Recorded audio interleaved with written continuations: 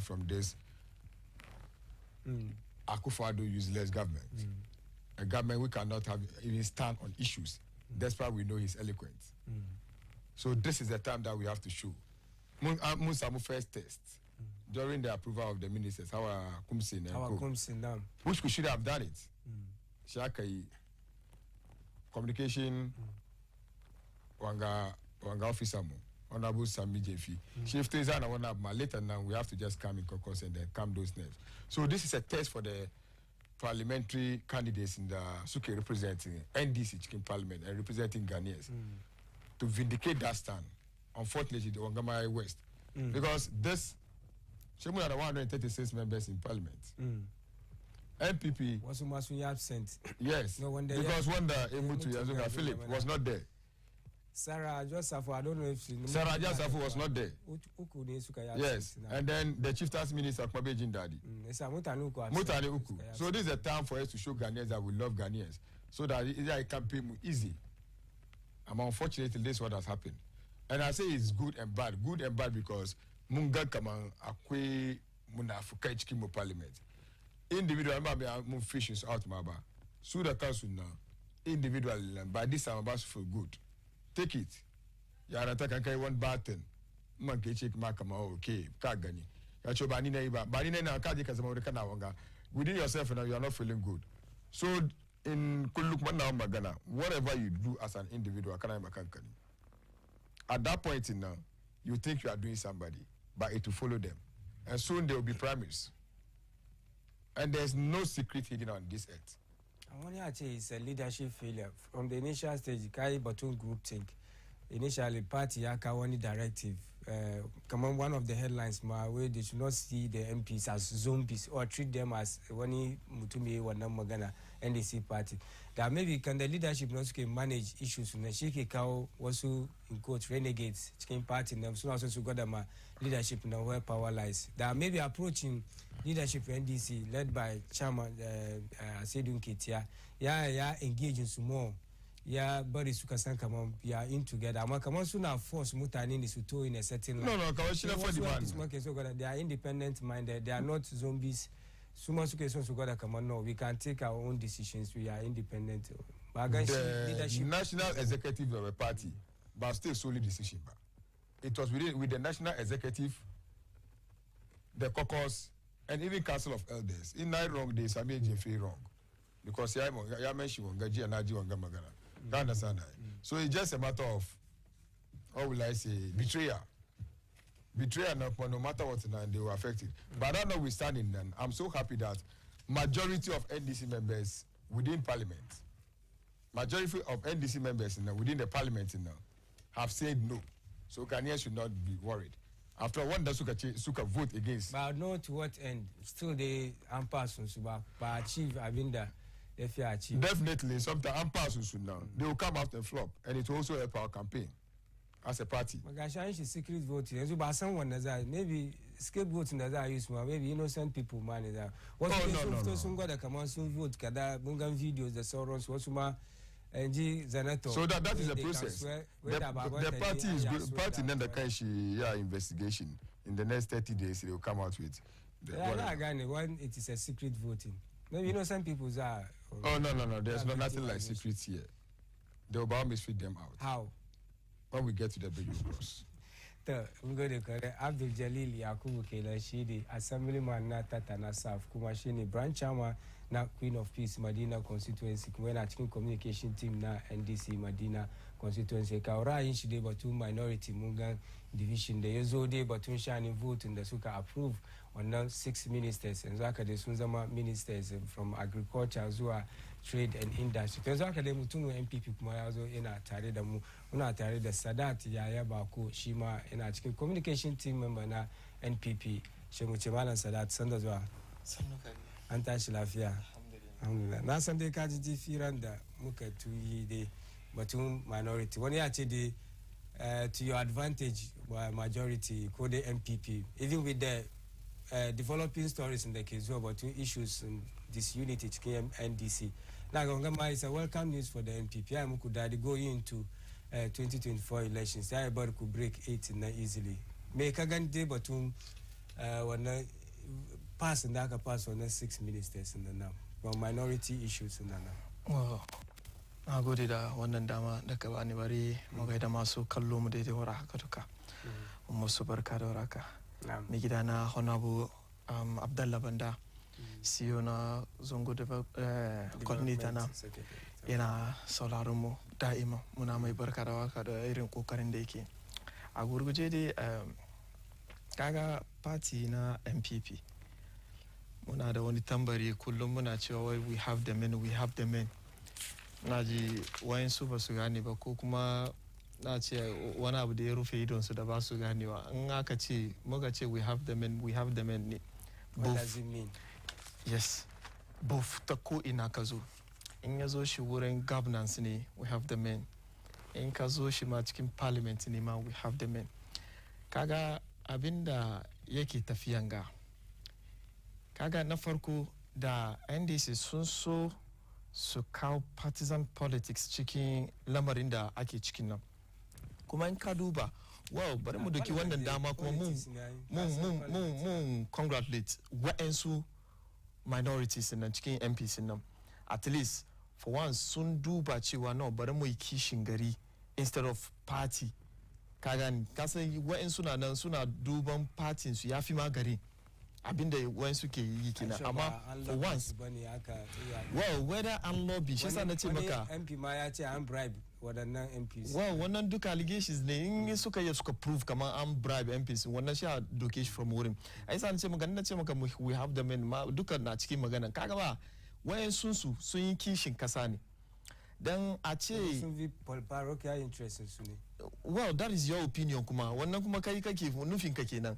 kaga in ka duba wayannan ministries da suka zama vacant har ake bidan waɗanda za su je su yi aiki wurin in ka duba critical ministries ne cabinet ministerial appointments ne wai a ce kaman gari ba Greek minister ko ba trade and industry with all due respect kada kan ka zauna ka duba ya yi shi yasa nan ga na ce maka bari mu taba musu wasu ministries saboda wannan stance suke ba sun ce dai wannan kaga suna yin wannan based on populist politics na yan NDC dan maganan ga da suka fara wani Ahmed wani ai ba yau suka fara mulki ba in yana bidan party da yayin mulki garin ga yafi kowane party bai wuce NDC ba yanzu dai kun ya suka yi kare tem kun samu da sai in muka kare she mu break 18 kuma jin ya ka dunga karawa in ya kare da yanzu bai hold kuma kamar NDC banda abin da ya wuce PNDC time from 92 zuwa NDC shi ke nan ba masala wannan duka ba masala ba duka no doubt shi ne ke gaya maka kuma cikin iko Allah za mu wuce Somali mu samu shekaru da dama kaga barin kuma kan magana nake abinda muke magana shine wa'ansu MPs NDC sun yi kishin kasa na farko sun duba wannan ministry nan ya zama a ce wai gari ba wani ministan da ke kula da wannan sector nan su da kan suna ganin bai dace ba da an lobby ne da ba lobby ba da su da kan sun zauna sun yi tunani bai dace ba a ce wai gari ba trade minister ba kuma agric minister su da kan suna ganin bai yi in an ba su order money in kuka ce kaku passin su kaku yi kaza suna no nan ga ina cikin mai part of governance parliament house nan yasa in aka kawo partisan politics cikin wurin nan likely kenan ana so a bata lamarin garin kenan kuma ya kamata su gane kamar parliamentarians nan ba yara ba ne kowa wurin nan ya mallaki hankalin shi yana da hankalin kanshi yana da mutanen da yake represent don a ticket of partin su ne amma yana da bai mallaki hankalin shi ba da bai zuwa inda yake nan yasa in yau wai saboda party da ka zo ka zauna ka ce mun ba ku order ku pass wato a bar interest in garin nan a je a yi interest in party shi ya kamata a yi ko interest of the garin yasa suke wannan directive sheka duba menene interest of the garin da su suke maganan shi kamar ministers na da yawa large size of government relevant size government in suna so wannan condition suka aji in ana bidan government da yake da minimum number na government ko ministers bai wuce his excellency government na nadon gaba why yes how many ministers muke da shi ya kai 87 ko ya kai 90 bai kai ba ko ba kanan ba Among Kaga Maya 300. Fine. Says Anato, look at him previously, government in the Muka take over Hanunsu. So now about 85 ministers. Yanzu, Mona de Kama 86 ministers. In Kaduba previously, Kuma, we have only 10 regions. Yanzu, Mona de Nawa, 16 regions with 86 ministers. Inka compare Binduka, Wakeda, Yawanchi ministers, one the Mayo Kokari ministers currently. Track record in government size, they were number she can compare. Shenike Gamma, Shesa Naka, way sooner, Chewa, Kazasuna, Shena Baka Misal, Nate, Indema, one Nandi, currently are hauling the Mukichkin. Ours is the best. Ours is the best. Kuma, in Anabatu, large size government, the Sumenini, Kago, one look at it, I can complain. President Yamaganeche Kusaya. In kuka ga aikin da gwamnati na zai yi ko yayi wurin kun ya ku conclude gwamnati yayi bloated ko bai yi ba ko yayi yawa ko bai yi ba based on kuduba based on performance nan sannan ba vindicating shi ba yau muna cikin garin da muka samu ministry kaman special development initiative ko ba ka ba yau aikin da special development tayi tunda aka yi Ghana why wani ministry ko wani gwamnati ya samu yayi wannan aiki shi da wanga kede ina so karatu batun shi ne ke ga duka merging advantage da ke mean for merging da ba merging duka maganan wannan kowa da kaga team ne aka advocate team wani suna buga 442 wani ya ce maka 542 ko 5415 duka strategy ne wani ban gane downsizing kuma da kake da wani irin downsizing no downsizing wani gwamnati ne ba downsizing ba yanzu still we have the lowest. Muna the lowest. It's about ni ban gane ma wani downsizing ba. Wai yazo ya making around 60 thereabout. Isa da kuma wuri. Sai ana magana bari batun former president. Muhammadu Abdul Jalil. Now good day as a media man, as in come to the media, I'm going to be like entertain, educate, and enlighten the public. The Naji brother Nasanda we first we measure now. Where they have the men first. Men, where they have the men. For that one, there's a cliche. Men number since in the history of Ghana, also the same minister, we have members of parliament about 80 plus. So those which are Suneshi finance ministers. What happened? At the end, now trip was a party line. So issue of partisanship, so it's called partisanship in the parliament. The stance in NDC, now, first of all, let me tell you, it's about Ghanaians. Civil society organization. Nkaduba, people like Professor Jampo, Imani Ghana, by NDC, they buy this government and then they told us that this is the line. It's unfortunate that's happened that way, but the issue of measure, let me come in. Ngakachi Agriculture Ministry. Well, it's a very important it's very critical. We have a fishing ministry, right? What counts when you let the fishing ministry come and work under? Because when you go and check the meaning of agriculture, the basic definition of agriculture, back at GSS, I'm not even saying GSS.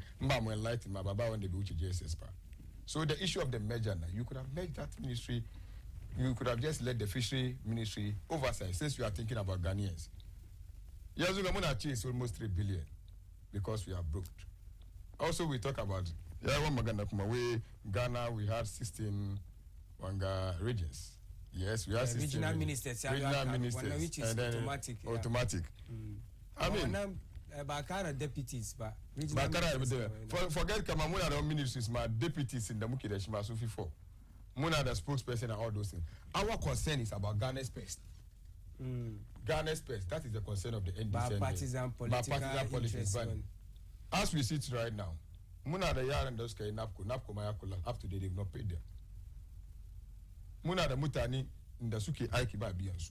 So we are looking at what is going to assist them. Muna 10 years soon. Come on, can they for the look at Ministry of Trade and Industry? Most how important one the ministry agriculture. Don't catch it. I am made the women and children in ministry. Women and children ministry. Women and children ministry is very critical to the survival of this country. Adios Afuta after Garinga. How many wanga? Answer money. I replace him. No, answer money that I take one ministry for more than 6 good months.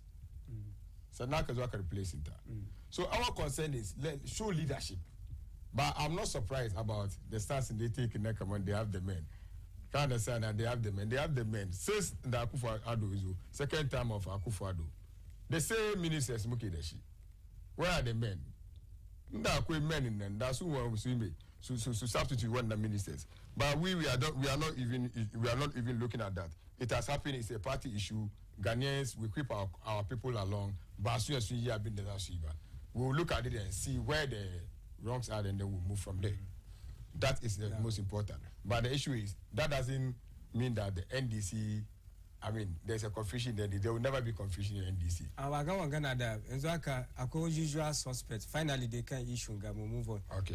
Usual suspect in Yaka when division more. Musaru na Idrisu, Muntaka, Abindaka Musu Nishalaka Chiresu. Mutarena read meanings into Wanga. Though they ba some in the Suka vote ba. Am I still in a cow and speculations, but Muntaka, the Aruna, the Sauronsu. It's one of the Wasumaska reasons in this, maybe also they can support in Suka vote, one ministers. Magamba, I manage one nation and the Kyoba. Yaka more division in the MPP. There will never be any division. Advantage. Where there is conflict, that is where there is progression. Without this conflict, confusion. But that is where the love comes more. The NDC is going to come out stronger. Stronger, okay. And there is a CI coming, right? There is a CI on the issue of the Ghana card. Yeah. When we get there, you will see it's how you don't be. No, I'm just telling you. How I come sing? Don't worry at all. I mean, don't worry at all. Wow. There's a CI coming. Right. And we are NDC, let me tell you, we are resolute. We are going to make sure that we rewrite our wrongs. It's good. I mean, in any evolutionary trend, you always need to have the wrongs. You look at them and then you work on them. That doesn't mean that we throw our people away. No, Haruna Idrisu, we still eulogize him as one of our leaders. Muntaka, we eulogize him. But before them, they were Bagbin. Time that Bagbin is a minority leader. People didn't know Gagin from anywhere. Same Haruna Idrisu. Now, at to force him, doctor, we are going to make sure that he succeeds. So forget about Yazunga Susamu, we have the men. Allow them to talk. Behind the scenes. Oh, don't worry, allow them to talk. But we are telling them that let's wait for the CI in the day. That should be the last stop. The macho man way approach of issues that's okay now. Still, Basugani come and be helping. What is macho about this? Kaga sabi ne course wanga Abduka. Niki I'm in charge. It's about I've been done she come out of chairman kake yin. Oh no. Na foni ba duba. There was a magana ka di ba shiru kada bari magana na. Kaga ni Nike in charge. An yi kaza da kuma kazo kaga lokacin da aka ba a 240 wannan position na doctor doctor a 240 ya zo da press conference yace menene he's bringing me wani word ya use ne you know da yana so ya gara maka yanzu zai kawo credibility zai kawo da he's in charge da aka vote da I said in kit kuma ya zo yana so ya gara he's in charge kaga to wannan approach nan kaga wannan na matured men ne in kana son ka musu takashi ko ka gwada kai ke in charge nan they will disappoint you shine NDC ba su gane ba abinda kuma ya faru kenan yasa in kana jiran wai CI ka yi the same thing kaman we are in charge they will still disappoint you yayi maganan da ministers lessons going forward let's first time second time kana mention mai kaman first one ka mention second one ka third one me ke gwadawa kuma bai happen kuma kana da wannan abin sun learn lessons you see ina lesson na yake in quote ina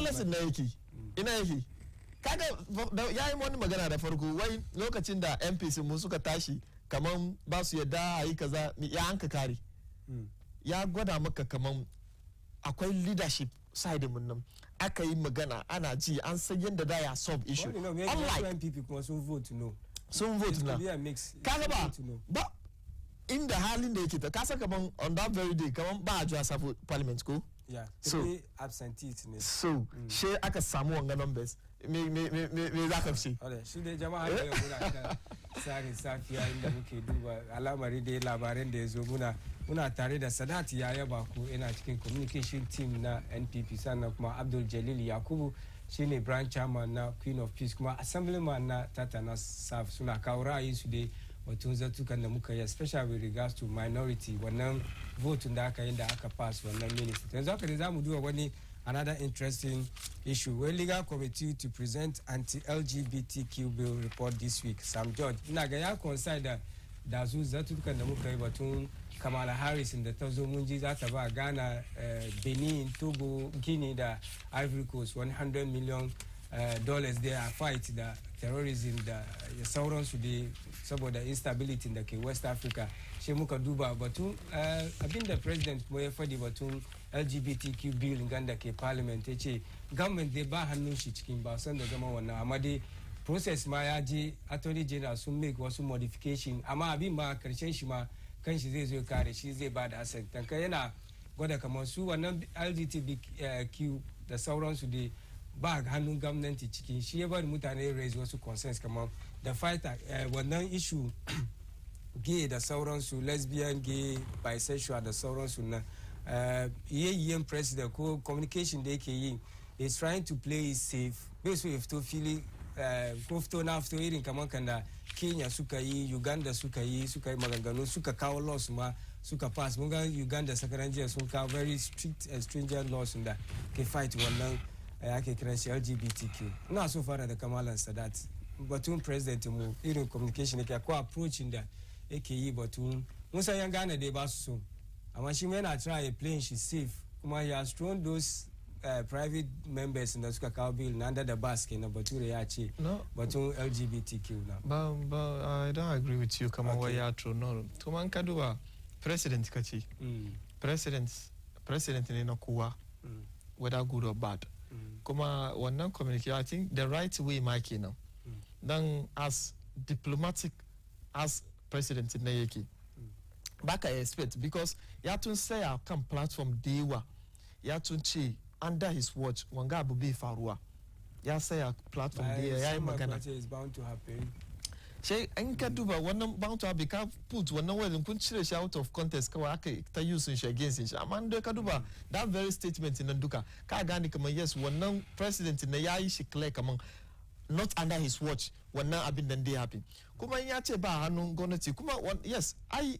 ina dole exactly ina parliament ko ba ka nan kuma aka kare in parliament gaba da aka decide kamar ba so gashi na president ya sano ya ce bai sa wani a shike da final say very good aka kuma kamar inda ka riga fadi cikin earlier submission kace Ghanaians ba su so she yau parliament an cire an kawo komai an yi shi an ce ba so she president ya da ku ce ba ku so ban sa hannu maybe ya ce a modify kana ya yi wasu abubuwa cikin ba abin da cire president ba ge bane bai da abuta bai da harakoki da yangi shi yasa yau ana batun gege ya tun fadi kai ka bubbuga yanzu ga several instances da president ya bada magana cewa shi dai bai zama wai a yi batun genga ko a pass batun genga and that is bai yi kuma mutanen shi mutan gwamnati shi na ce maka duba Ghana ma gaba daya 99.9% are against it maganganun da yake like he's not decisive sai magana na ce maka muka gan su the president will know suka yi magana su Ruto su is a very decisive president now atamus mun ga kan da ya fito yayi magana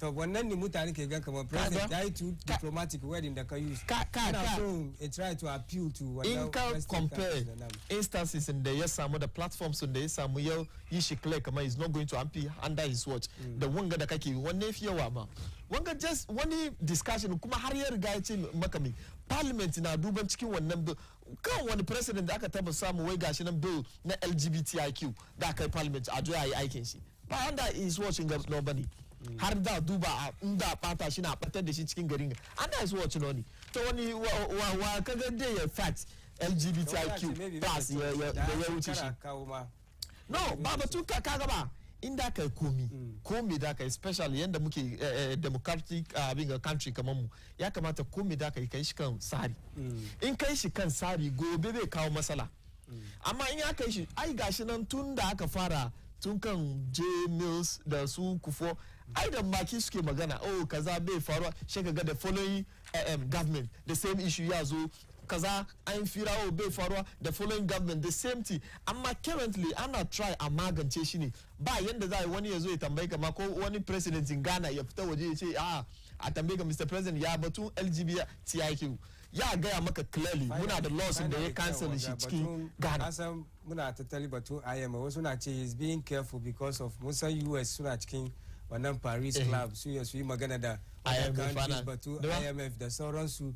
Mr. President was being careful kara kudin ga ifta hannu. At that particular moment yanda action president dai no kenan. Secondly, billing da ke parliament final say kuma kenan.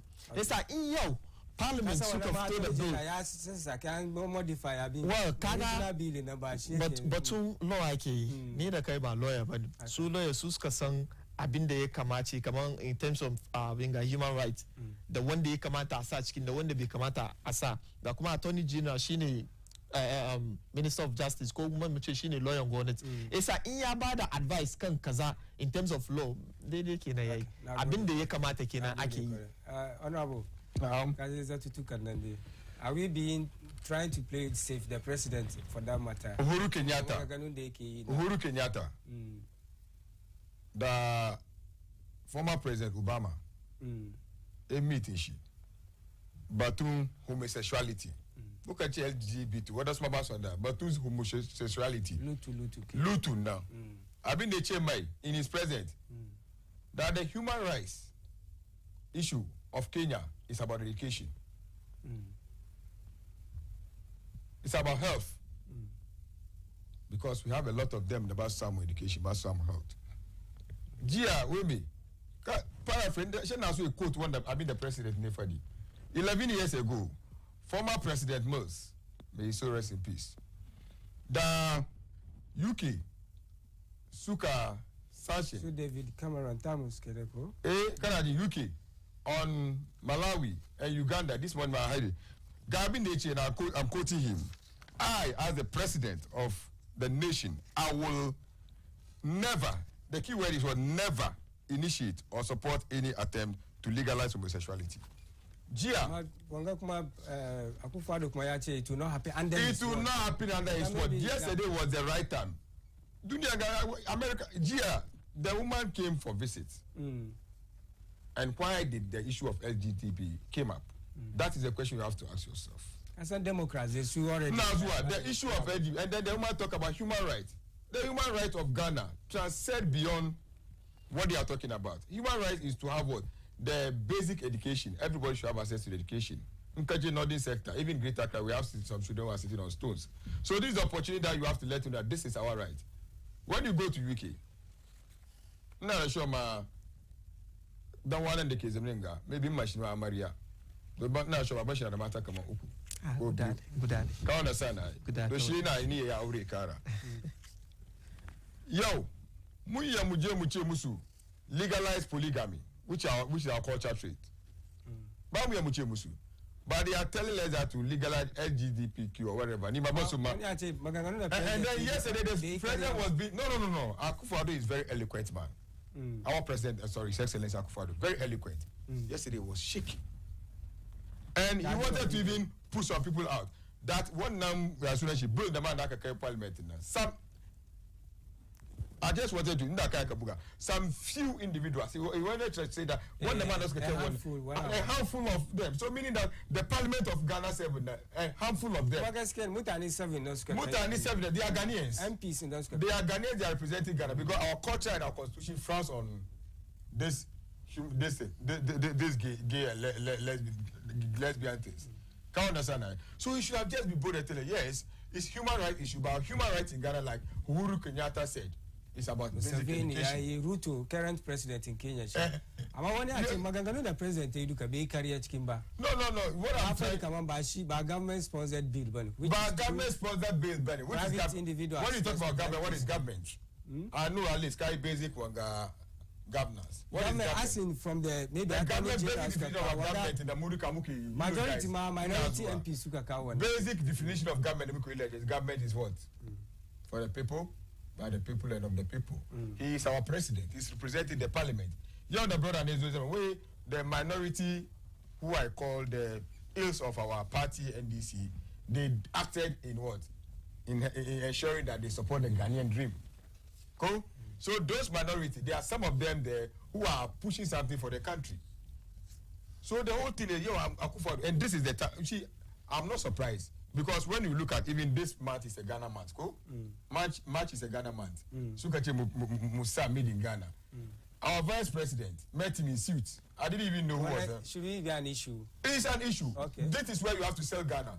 Go and check when Clinton came to Ghana, how Rollins met him. Even the vice president Safuguku. And then yesterday, the president himself was also in the same suit. I mean, portray our culture. So I'm not surprised. Everything they are just trying to do anything to just ensure that one loan that has some IMF in it. Then Bretton Woods. Well, we're talking about Bretton Woods now. Who are those majority shareholders of Bretton Woods? They are the Americans. So let me just do something so that I get the something at home. I affect economy. So he just said, look, right now as we speak, Putin is in South Africa. Putin, the South Africa command. The problem of Africans is about debt. 20 billion free debt from Russia. Russia has never colonized any country. Russia has never. Russia has never colonized any country in Africa. Tell me, Russia has never hinged on any wound of Africa. The Americans who came today, they are the wounds of us. It's just like kill your father and tell you I'm going to marry your mother. Who are the orchestrators of the CIA to Oist Wanga or Sergeant Dr. Kwame Nkrumah? And today they are coming. No, so I'm just trying to tell you that Akufo-Addo is just a clearing agent. So he's just trying to clear whatever the woman has said to just make sure that embrace the what she has said. The human rights issue. It will not happen. No. This it will not happen now. Where is the? This is the time that you have met the president. Like I'm giving you the Wanga Uhuru Kenyatta, the president who is the vice president of the Republic of America, United States of America, is here, and he has mentioned the issue of human rights. And you go in tandem with what the vice, and what he said wasn't a lie. Come on, by government-sponsored money. Forget about the issue of BEIN. You're talking about human rights. You see, look at the theme of the response of His Excellency Akufo-Addo. He is talking about human rights. He's a human rights lawyer. Therefore, what to be the conclusion? Just tease that thing. And Akufo-Addo, who is very eloquent, look at the way he was shaking yesterday. He's being very careful because he wants to protect the IMF. No, that's Samun now. That is all that is. And even that thing will come and then they will use it for any party. 1 minute. But president is taking from conviction. Come on, been there for the already. Abinda Babaya and I for the. Yeah, come out a cast mind the shibak. Yeah, happen under J. Kufo. Koba Hakaba. Yeah, magana just rhetorics. Aka kumo come mills. The same thing. Kuma su duka hakan gano suke magana be happy. Amma this time around, president ya magana be happy. Amma ya go further. Ayini, aje bill in the next time when the president today. No, fine. And that can I say ba supporting where in su mutanen government cikin wannan bene. Yeah, for deputy minister of education at so for the first time it doesn't matter, he's still a Ghanaian kuma he's under this government.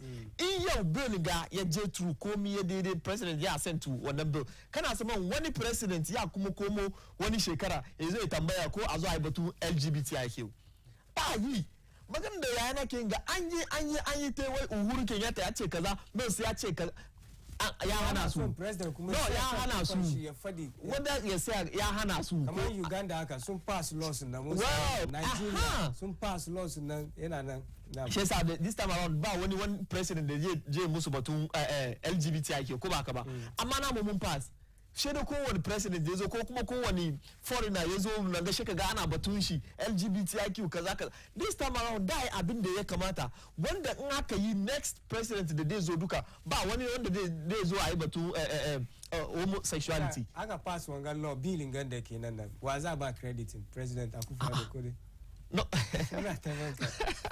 I mean, I don't we should take the credit. Pass one. No, duka wanda suka contribute, including mu da muke ma waje, kaga yau kun sa ku doki cameras ku je waje, ya batun LGBTIQ kuna su kaga Ghanaians sun condemn. Ko wayannan Ghanaians da ke kan street, they also take the credit. Kowa collective effort ne na kowa mutan Ghana duka yasa ba president kawai bari shi dai ne leader ne lokacin shi kuma karkashin shi aka fine amma in dai wanda dai doki credit Ghanaians duka kowa ya doki wannan credit musamman ma yan zango na da bite guda kace da wa da president kuma ya ce abin kan shi wurin shi zai zo ya kare shi zai ba asset exactly the point not to assent to the wannan kana ga president yayi wannan I don't know. No, kana shi da wanda dai wannan ya tashi kan kujerar shi kenan. Don wurin da aka gane kaman Ghanaians muna kishi. Wurin no da aka ga kaman ba president in Ghana ba da na party mu da na wane ne da will come after him. Mu ga mai ba mu so in da ka sauka ne ko in da ka bata ganin ne kai sauka.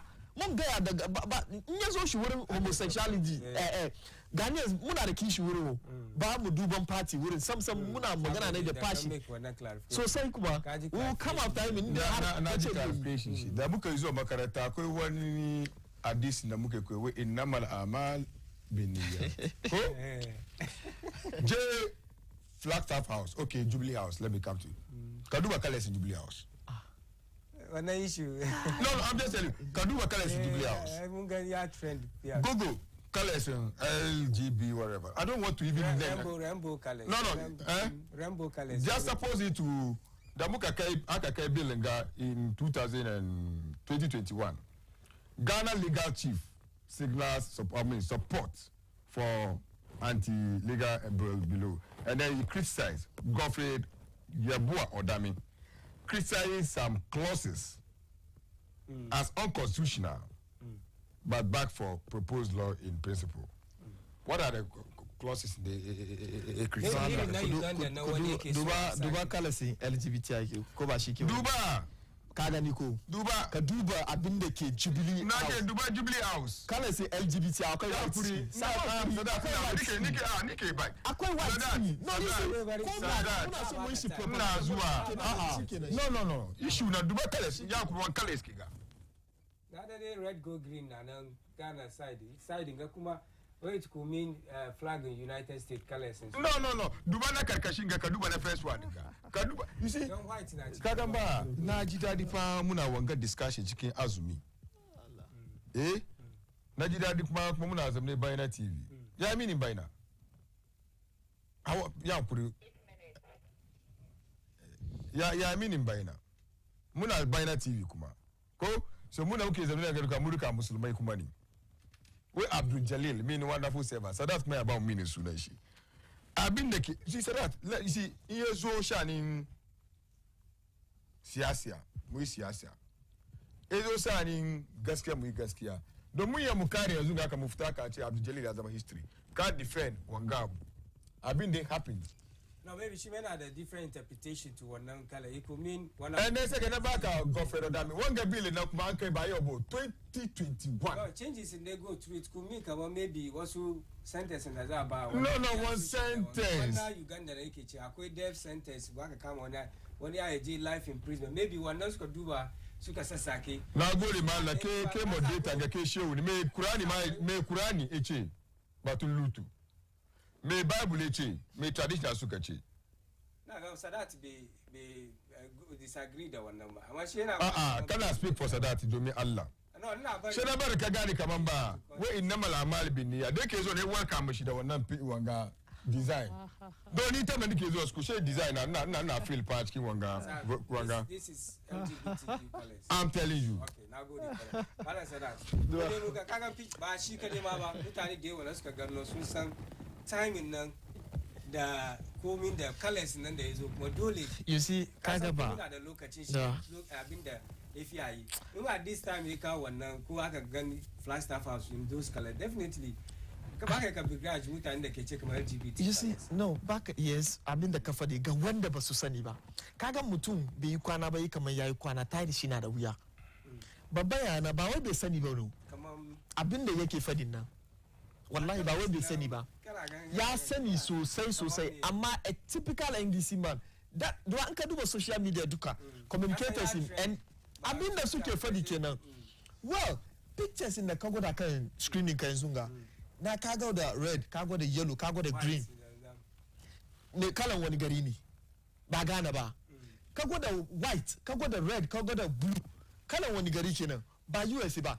In any case, do look at these colors. Na LGBT kowa ya san wanga colors. Da shi da wannan guda ne. It tells you clearly kamar yau da mu yi bakuwa ko baki na turai aka welcome su da wanga colors. Na colors gare su. I don't know, I stand to be corrected. Na colors gare su. Esa yau in kan doki ba clearly kaga ba LGBT ba white ciki. American flag akwai white ciki, akwai blue ga red one side ga shi sai da Ghana flag red yellow green wala abu ne ba. Sheikh Mohammed ya furduba colors ga shi ya bari kake gani kamar white in the white in the ba ga white wuri na white ne yan ai gashi da white ma red nan ba kaga kamar yana ya shiga yellow ba na white.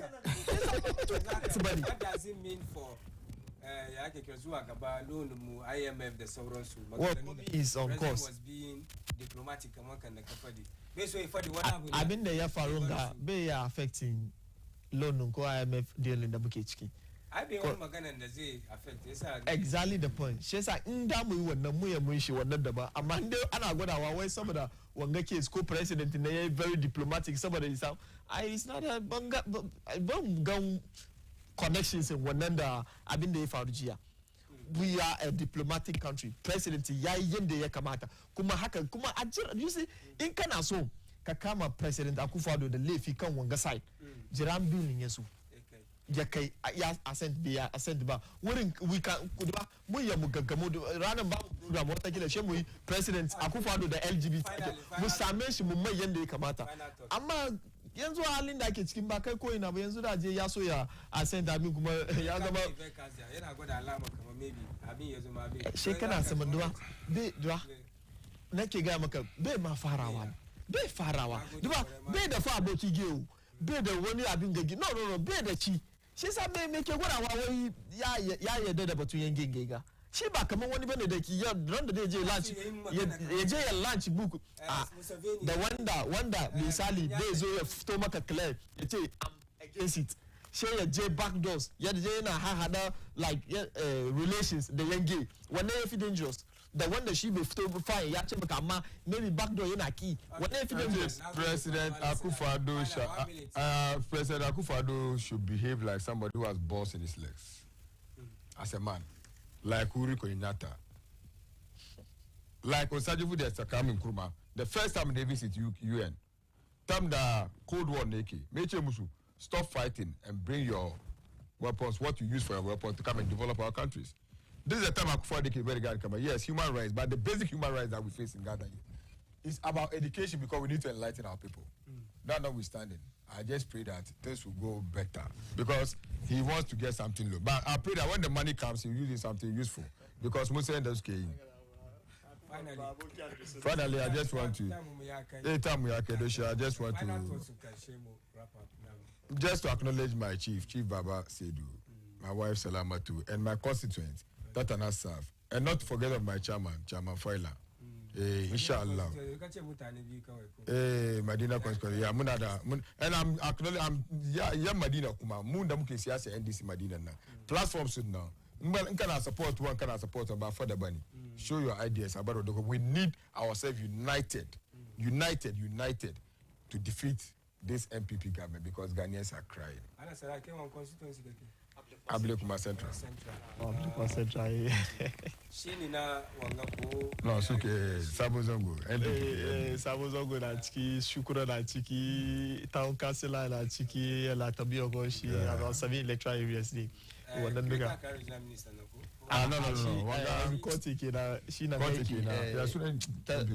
Newtown ga New Calcutta. But it's an MPP seat. Yeah, MPP seat. Now I'm touching MPP soon. She know ke. Why Runa na she research one go. Na for the Marco. Baba Gadi. I teach Messi Islamic. Yeah. One of my students. Inshallah, May 13th. Yeah. A presidential and parliamentary. Mutani, yeah. Prince Musa Zakane, incumbent MP Francis Xavier Susu. Allah ba wanda divane tilusa. Da muka discuss dai batun LGBTQ dai da zatutukan da shugaban kasa yi da batun Kamala Harris da sauransu kuma mun duba batun minority kuma wannan voting da aka yi shi ma mun aje maganan dai inda ya fi a aje wanda suka taimaka mini shi na Abdul Jalil Yakubu assemblyman ni na Tatana Saf kuma shi ne branch chairman kuma na Queen of Peace kana son ka kara wani abu wallahi my in-law shi ke gari na Malam Hashim in dai ba ka fadi ba an kare wallahi an kare mata na